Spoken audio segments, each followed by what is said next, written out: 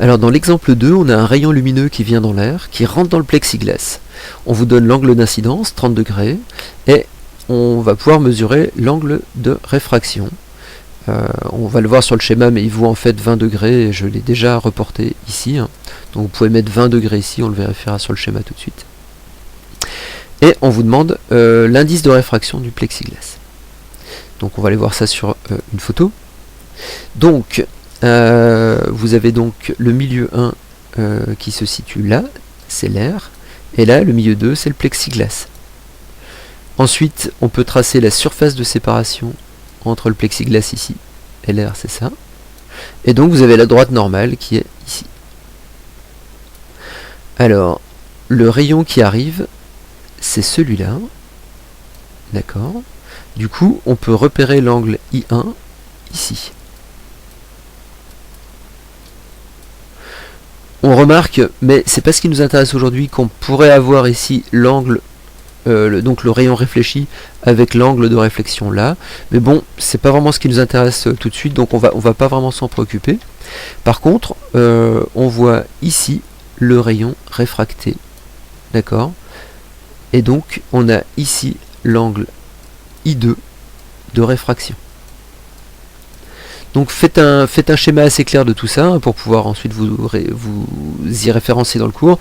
Tout ce qui concerne le rapporteur et le fond n'est pas intéressant, mais il faut vraiment refaire ce schéma avec milieu 1, milieu 2, la droite normale, les deux rayons réfléchis et réfractés, pas réfléchis, pardon, rayon incident et rayon réfracté, et puis les angles. Voilà.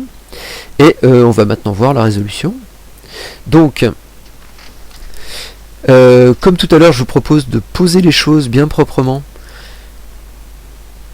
en mettant ici milieu 1, donc c'est l'air, vous donnez l'indice de réfraction de milieu 1 c'est 1, ensuite vous donnez l'angle d'incidence c'est 30 degrés,